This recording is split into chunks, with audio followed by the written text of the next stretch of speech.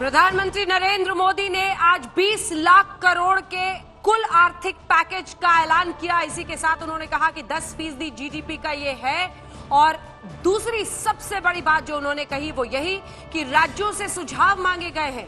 राज्य जो सुझाव देंगे उसके आधार पर नए रंग रूप का होगा लॉकडाउन 4।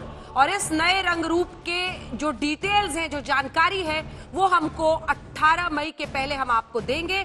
उसके लिए थोड़ा सा इंतजार करना होगा, लेकिन उन्होंने संकेत जरूर दे दिया। प्रधानमंत्री मोदी ने आज लॉकडाउन बढ़ाने के संकेत दिए, क्योंकि उन्होंने लॉकडाउन 4 शब्द का इस्तेमाल किया। उन्होंने कहा कि लॉकडाउन 4 जारी रहेगा, लेकिन उसका रंग रूप बदल जाएगा और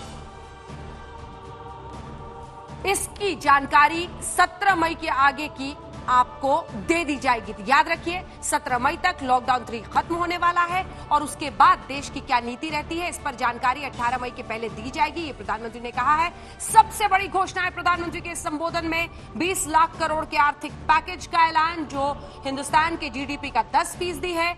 और इसी के साथ लॉकडाउन 4 रहेगा, लेकिन नए रंग रूप में रहेगा। और उसकी जानकारी राज्यों से मिलने वाले सुझाव के बाद 18 मई, जहां तक इसकी मियाद है, उससे पहले दे दी जाएगी। ये कहा है प्रधानमंत्री नरेंद्र मोदी ने। 17 मई के आगे भी जारी रहेगा लॉकडाउन, ये जानकारी उन्होंने दी। और इसी के साथ आप ये उम्मीद रख सकते हैं कि प्रधानमंत्री 18 मई के पहले, यानी लॉकडाउन 3 की मियाद खत्म होने के पहले, इसकी जानकारी देंगे। नए रंग रूप का होगा लॉकडाउन 4, यानी अभी हिंदुस्तान सावधानी के स्पेस से नहीं निकला है। क्या कहा है आपको सुना देते हैं।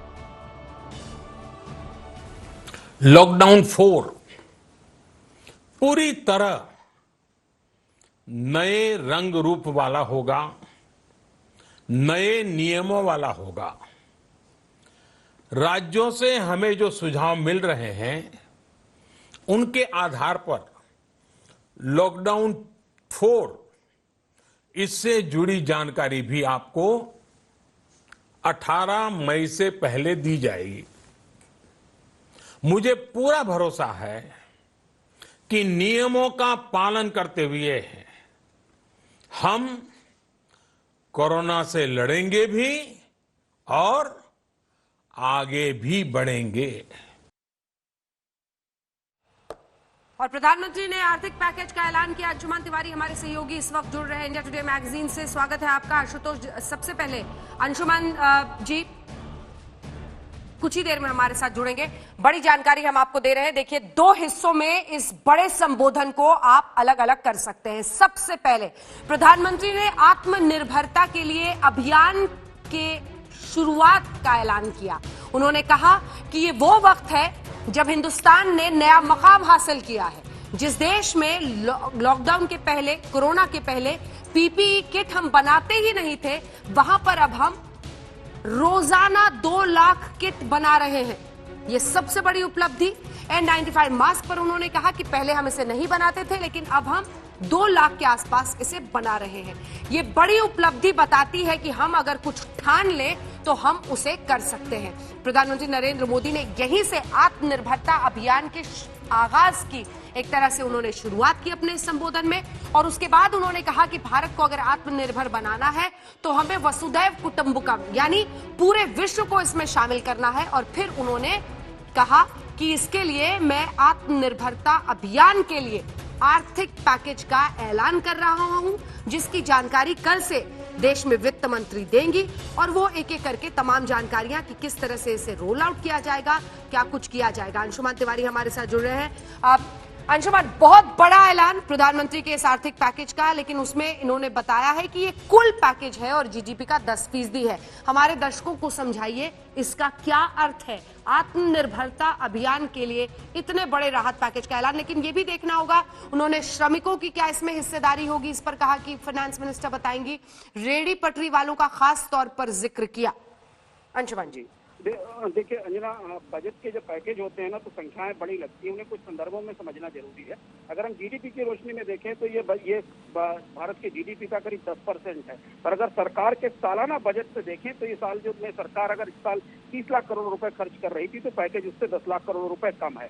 अभी इस पैकेज के डिटेल्स आने हैं, इसमें कितना पैकेज ऐसा होगा जिसमें सीधा पैसा लोगों के हाथ तक पहुंचेगा, तनख्वाहों के तौर पर या प्रोजेक्ट में काम के तौर पर, कितना बजट गारंटीज के तौर पर या परोक्ष व्यवस्थाओं के तौर पर होगा, कितना बजट ऐसा होगा जो आरबीआई की तरफ से आएगा, क्योंकि आरबीआई एक पैकेज दे चुका है। ये डिटेल्स हमारे सामने अभी आने हैं। लेकिन एक दिलचस्प सवाल है कि भारत में पहली बार इतने बड़े पैकेज का ऐलान किया जा रहा है और इससे पहले 30 लाख करोड़ रुपए का बजट सरकार मंजूर करा चुकी है।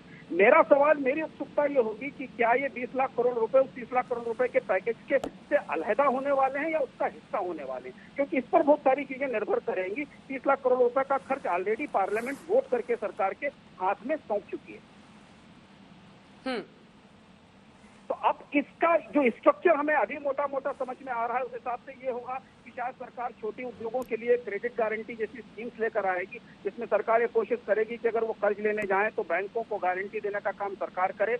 कुछ सीधी मददें यूनिवर्सल के तौर पर या लोगों के हाथ में रखने की कोशिश की जाएगी, पर इस पे स्पेकुलेट करना या अंदाज करना भी मुश्किल है, क्योंकि इसका स्ट्रक्चर क्या है।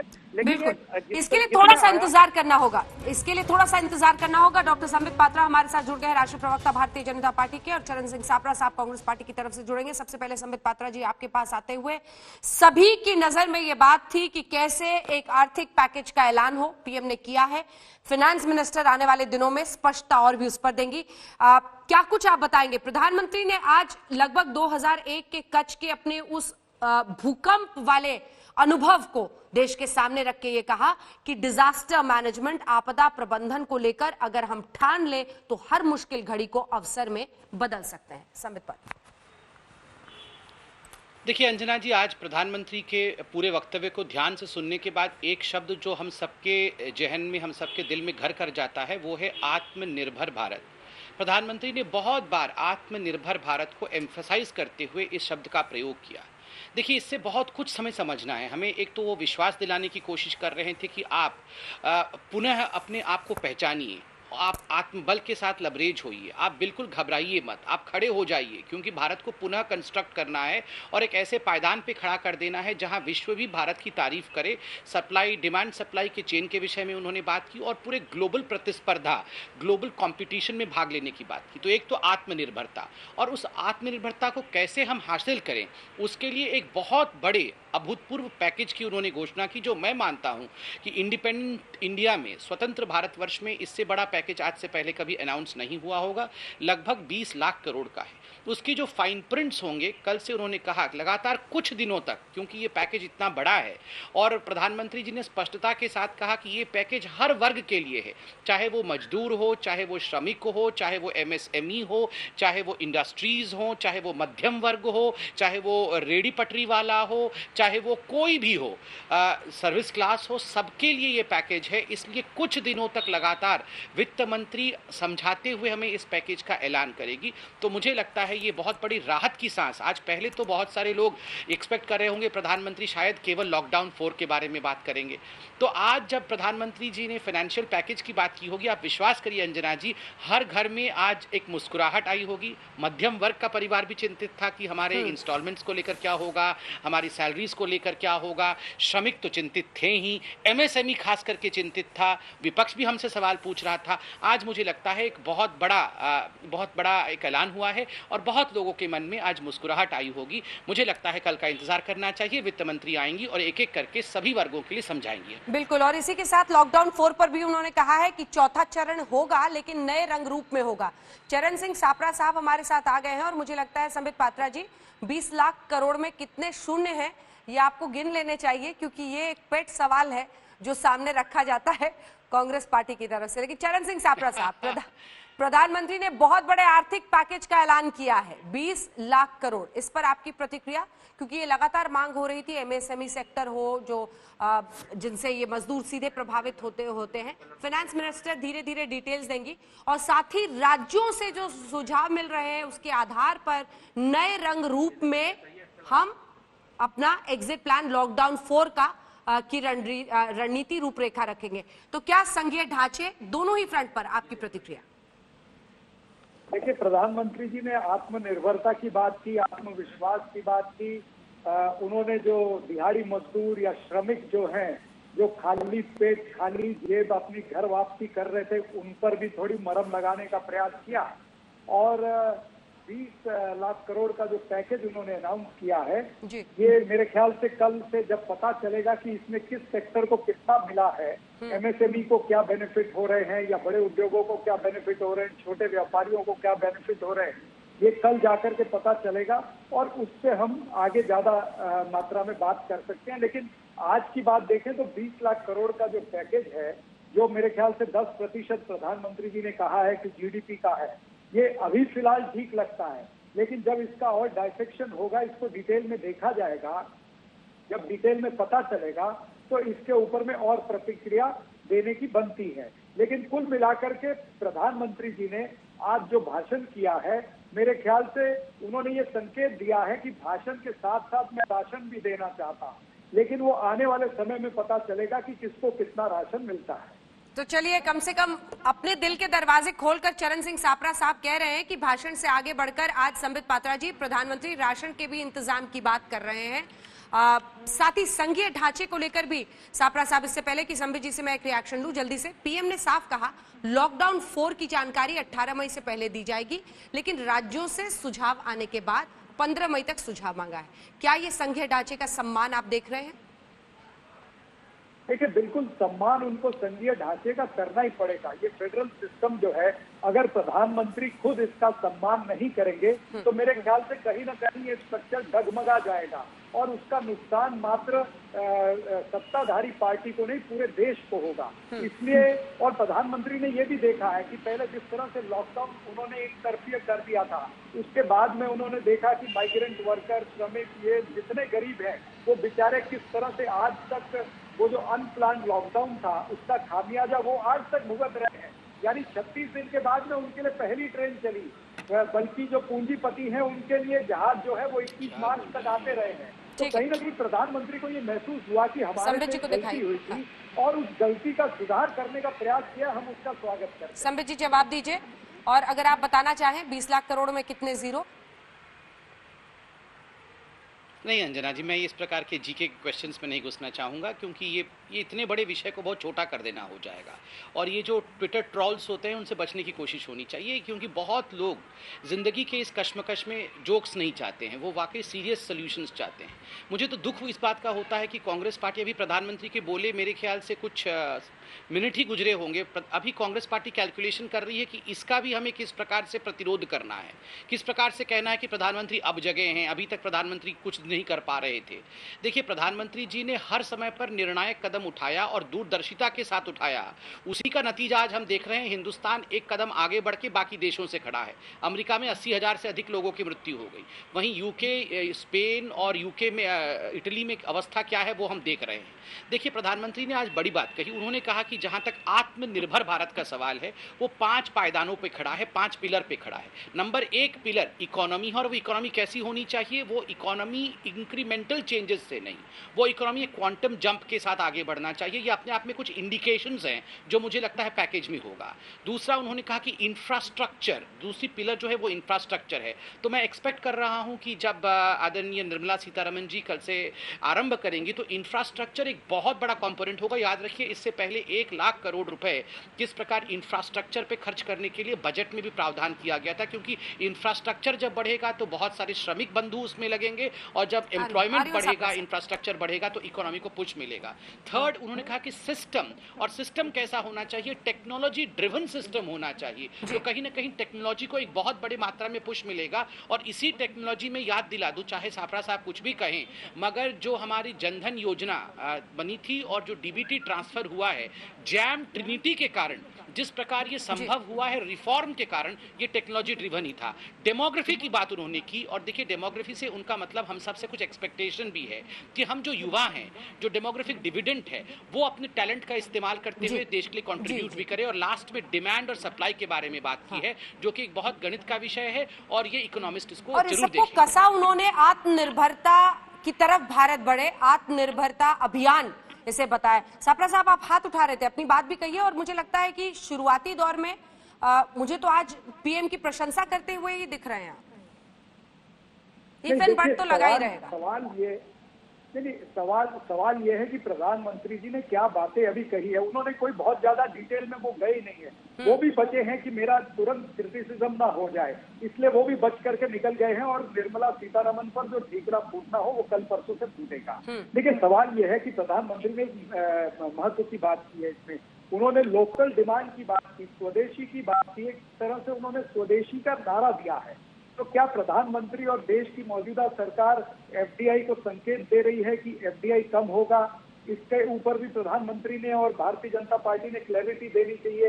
आप आत्मनिर्भरता और ये सारी बातें अच्छी लगती है जो आपने बातें की है, डेमोक्रेसी, डेमोग्राफी, बुनियादी ढांचा, टेक्नोलॉजी, ये तो देश में पिछले 70 साल से है ये। और ये ढांचा जो है वो बढ़ता जा रहा है और मजबूत होता जा रहा है। ये मात्र कोई सर, लेकिन ये डेमोग्राफी, ये डेमोक्रेसी, इन सब के साथ आज तो उन्होंने 20 लाख करोड़ के आर्थिक पैकेज का ऐलान ही किया है ना। और आप अभी से कह रहे हैं कि कल से फाइनेंस मिनिस्टर के माथे पर ठीकरा फोड़ा जाएगा। इसकी वजह क्या है?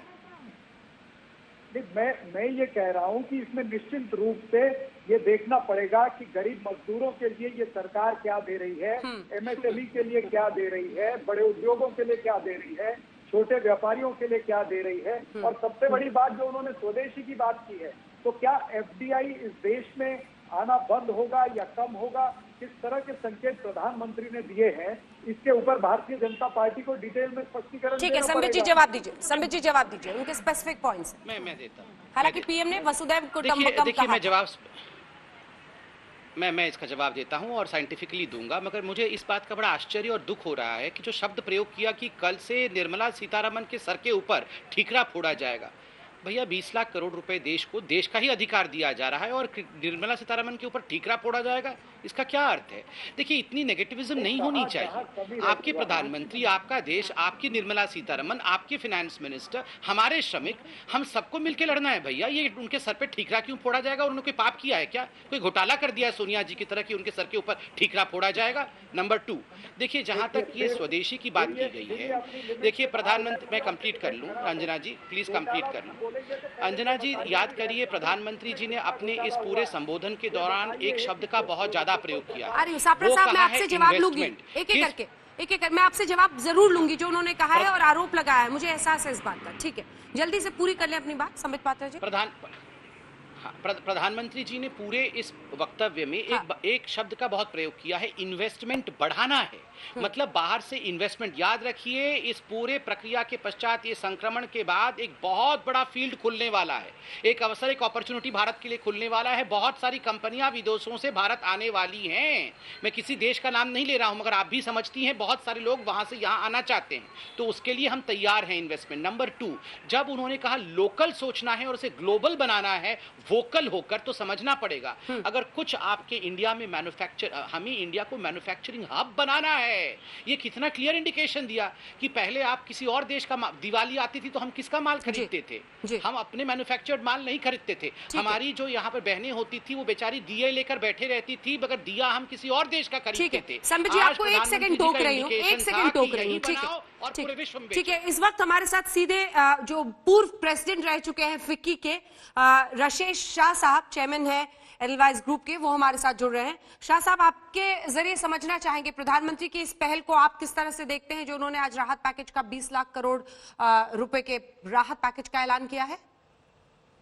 ये जो पैकेज है ये काफी बड़ा है, काफी सिग्निफिकेंट है।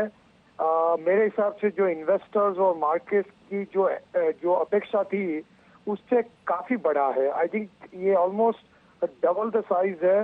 The most optimistic estimate, market में सबसे ऑप्टिमिस्टिक एस्टिमेट था कि 6 से 8 लाख करोड़ का पैकेज आएगा, लेकिन ये जो प्रधानमंत्री ने 20 लाख करोड़ की अमाउंट इंडिकेट की है ये बहुत अच्छा है। अभी आने वाले दिनों में अभी फाइनेंस मिनिस्टर अभी इसकी डिटेल देंगे, industry by industry and sector by sector, तो उससे भी काफी रिलीफ होगी, क्योंकि पूरे इंडियन इकोनॉमी की, पूरे इंडियन बिजनेस की आंखें इसके ऊपर थी।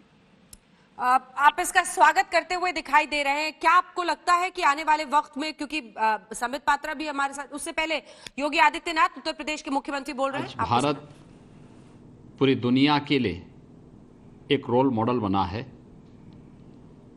और पूरी दुनिया के अंदर भारत के इस अभियान को और आदरणीय प्रधानमंत्री जी इसके अभियान को हर मंच पर सराहना मिली है। हम सब आभारी हैं आदरणीय प्रधानमंत्री जी के, जिन्होंने निरंतर इस देश को प्रधानमंत्री के रूप में, एक अभिभावक के रूप में अपना योग्य मार्गदर्शन समय समय पर दिया है और इस महामारी के खिलाफ चौथी बार देश को संबोधित, देश की जनता से सीधे संवाद स्थापित किया है अपने संबोधन के माध्यम से आदरणीय प्रधानमंत्री जी ने।